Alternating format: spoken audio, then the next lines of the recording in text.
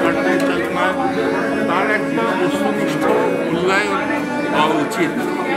কারণ অনেকেই তো নিজের ভূমিকা, নিজের কর্মকাণ্ড নিয়ে বিজ্ঞাপন করে, রূপদা বিজ্ঞাপন করতেন না কখন।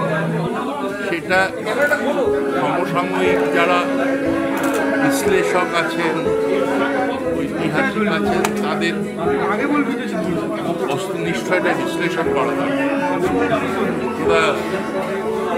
যেটা বলতেন সেই সুরটা হচ্ছে যে ইতিহাস আমাকে প্রমাণ করবে, সুতরাং সেইটা যারা বিশ্লেষণ করবে তাদের কাজ।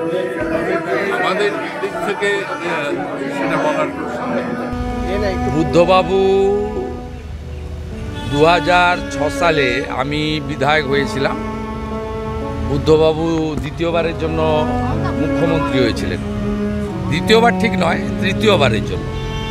কারণ 2001-এ নির্বাচনের আগে জ্যোতিবাবু পদত্যাগ করে ওনাকে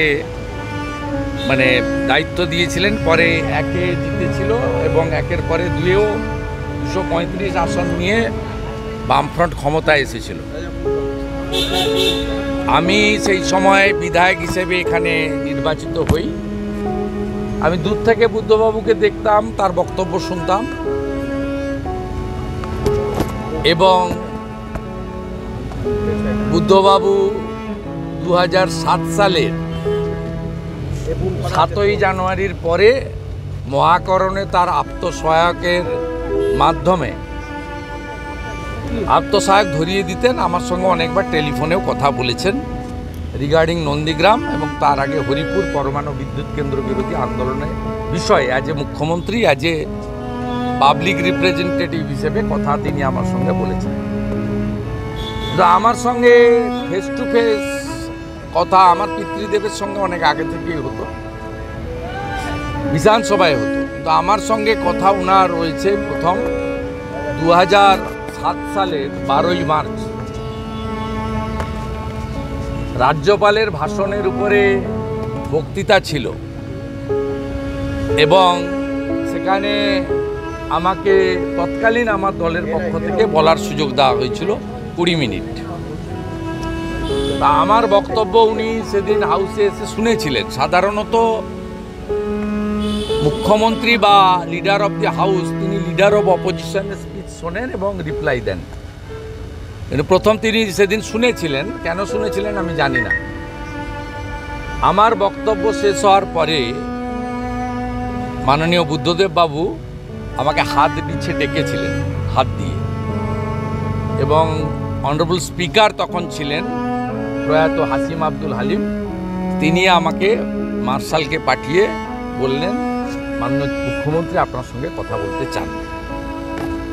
তা আমি অধ্যক্ষ মহোদয়ের পিছন দিয়ে গিয়ে কথা সেদিন বলেছিলাম। কি কথা হয়েছিল তো অনেকবার বলেছি, ভবিষ্যতে বলবো, সংক্ষিপ্ত সময় বলবো না। তার জন্য আমাকে তৃণমূল কংগ্রেস পানিশমেন্ট দিয়েছিল। আজকে যিনি জেলবন্দি আছেন তৎকালীন তৃণমূলের যিনি leader of the legislature party ছিলেন, leader of the opposition,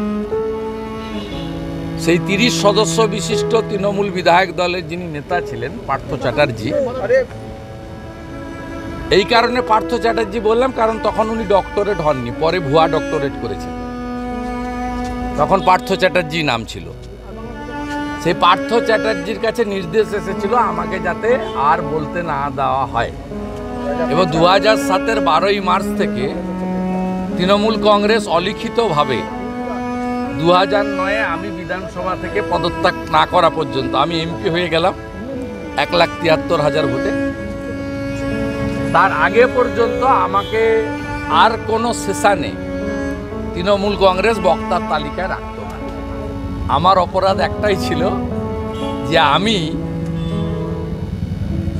leader of the Trinamool Congress legislature party তার অথবা তৃণমূলের মালিকের পারমিশন ছাড়া কাউকে জিজ্ঞেস না করে সরাসরি বুদ্ধবাবুর সঙ্গে ডেকে ফেলেছেন। আমি চলে গেছি। আমি তখন junior MLA, first time elected. আমি চলে গেছি। এই অপরাধে আমাকে শাস্তি পেতে হয়েছিল। সেই এইটা আজকের এই বিধানসভায় এসে আমার মনে পড়ে যাচ্ছে